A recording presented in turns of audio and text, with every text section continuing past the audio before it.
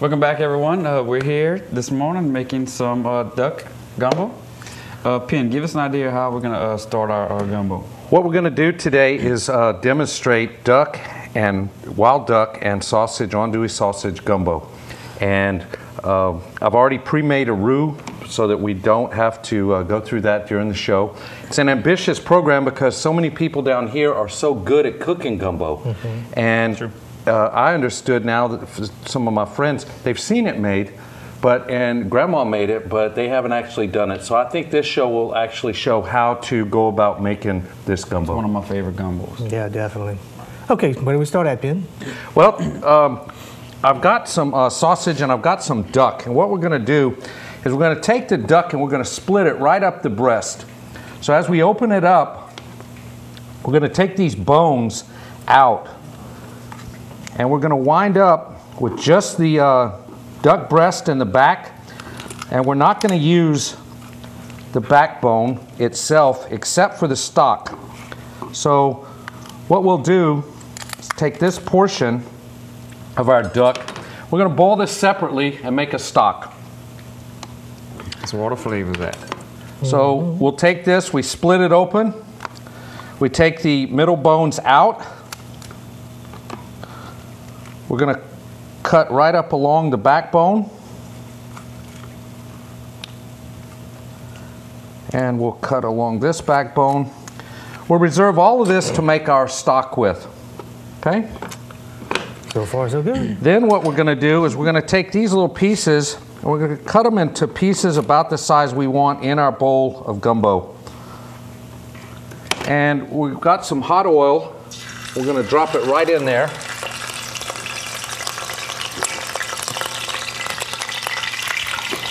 We're going to brown it. And this is going to help consolidate the flavor of the duck. Is this wood duck, Ken? This is not. This is a teal duck. Teal. This duck was shot by Mr. Trent Hebert in New Iberia, who was our provider of the duck for this. And we'll see some duck this weekend down at the Wild Game Cookoff. Well, speaking about that, Tim, while you're doing that, we're going to have Elise tell us a little bit more about the Wild Game Cookoff.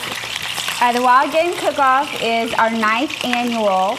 It's going to be this weekend, Saturday the 29th, from 3 to 10. We'll have cooking teams there, cooking some good wild game, seafood, jambalaya, dessert, and we'll have a lot of other categories. So anything else that people want to cook there, they can. Mm-hmm. So how do they register to get in, Elise? Well, I wanted to say they can eat from 3 to 7. Okay. So if they want to come and eat all the good food that's cooked there, they can come from 3 to 7.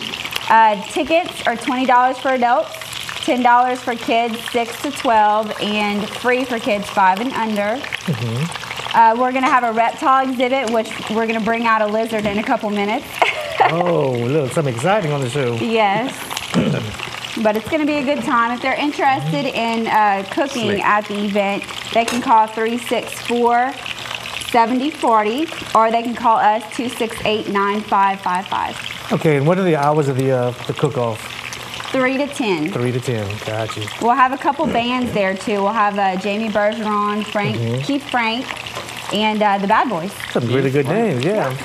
So if y'all want, y'all go down to New Iberia this weekend coming for the Wild Game Cook-Off, the 9th annual.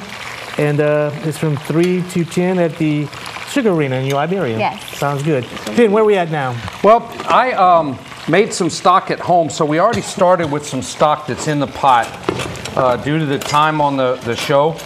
But also what we did was made a little roux. And we're going to take roux. The recipe is on, can we say the address of the recipe? Sure. Mm-hmm. Sure. KDCG.com? Oh, the website, okay. The website, good.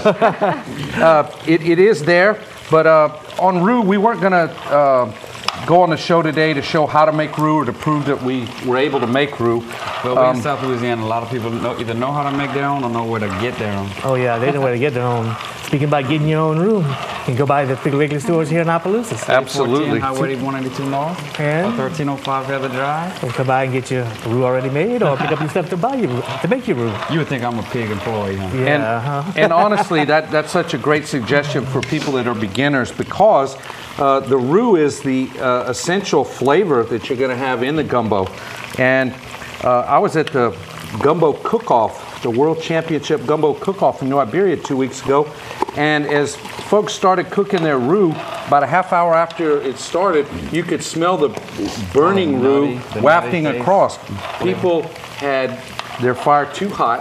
They hadn't stirred it properly, and it actually... a roux will burn on you like that. That's correct. You have to let a nice pot like this warm up, and then... you don't have to put it on high. You don't have to be on medium even. Like just a little bit low.